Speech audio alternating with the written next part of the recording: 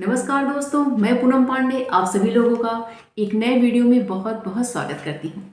हिंदू पंचांग के अनुसार 100 वर्षों के पश्चात 2024 में 25 मार्च को, जिस दिन फाल्गुन मास के शुक्ल पक्ष की पूर्णिमा तिथि है, उस दिन चंद्र ग्रहण प्राप्त हो रहा है।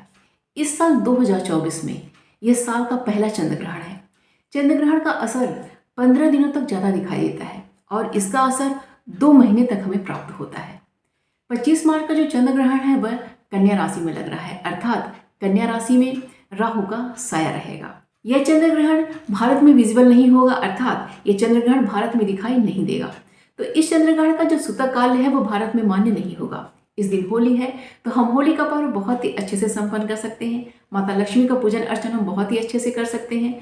हम मूर्ति स्पर्श कर सकते हैं, हम मंदिर जा सकते हैं। हमारा जो खाने का जो रूटीन सामान्य रहता है उसी प्रकार उसको हम फॉलो करेंगे, अर्थात जो हमारा सामान्य जीवन है उसमें कोई परिवर्तन नहीं होगा।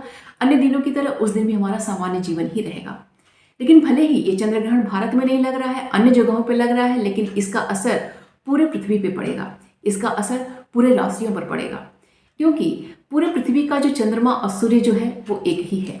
बस फर्क इतना होता है कि जहाँ पे ये चंद्र ग्रहण विजिबल होता है वहाँ पे सूतक काल मान्य होता है, और जहाँ पे ये जो चंद्र ग्रहण विजिबल नहीं होता है वहाँ पे सूतक काल मान्य नहीं होता है। यह चंद्र ग्रहण अमेरिका, जापान, रूस, स्पेन, इटली, पुर्तगाल, आयरलैंड आदि अन्य देशों और शहरों में दिखाई देगा।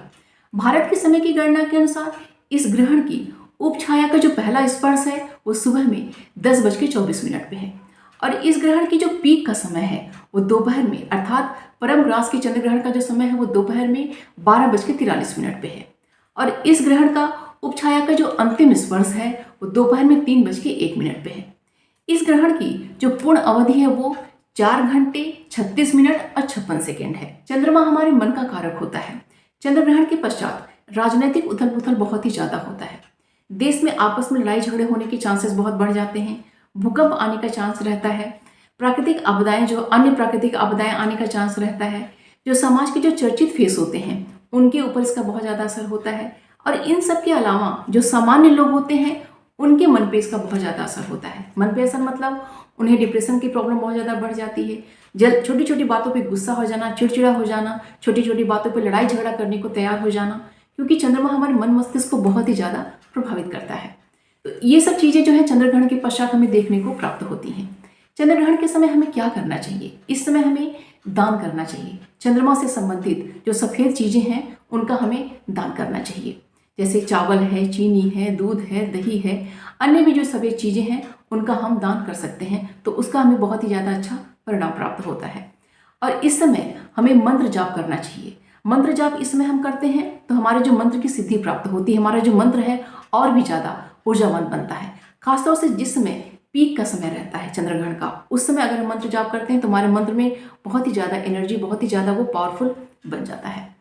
ये तो हो गई सामान्य लोगों के लिए। इस समय किसको अलर्ट रहना चाहिए? इस समय गर्भवती औरत को। भले ही भारत में ये सूतक काल मान्य नहीं है, हमें विजिबल नहीं हो रहा है, लेकिन इस ग्रहण का असर पूरे 12 राशियों पर रहेगा। तो जो गर्भवती औरत है इस समय उन्हें थोड़ा सा अलर्ट रहना चाहिए, क्योंकि उनके पेट में एक जीव पल रहा है, तो उसके ऊपर इस चंद्र ग्रहण का कोई असर ना हो। तो इसलिए इस समय पे, जिसमें चंद्र ग्रहण पीक पे होगा, उस समय उन्हें मंत्र जाप अवश्य करना चाहिए।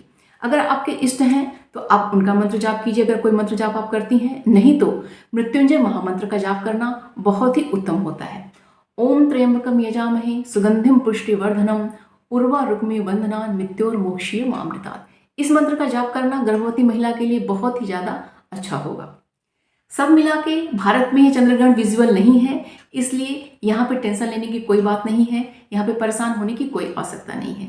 बस जिस समय पीक का समय है उस समय गर्भवती महिलाएं थोड़ा सा अपने बच्चे के लिए अलर्ट रहें, थोड़ा सा मंत्र जाप करें, तो उनके बच्चे के लिए बहुत ही ज़्यादा अच्छा होगा। वैसे सामान्य जीवन में हमारा कोई भी परिवर्तन नहीं होगा।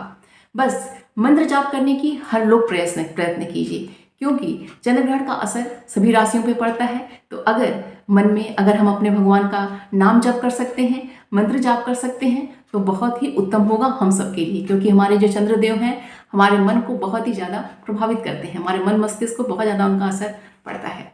तो उम्मीद करती हूँ कि यह वीडियो आप सभी के लिए बहुत ही उपयोगी होगा। वीडियो पसंद आएगा तो प्लीज़ लाइक कीजिएगा, शेयर कीजिएगा। चैनल पर नए हैं तो प्लीज़ चैनल को सब्सक्राइब कीजिएगा। मिलते हैं अगले वीडियो में। अपना और अपनों का ख्याल रखिएगा। नमस्कार।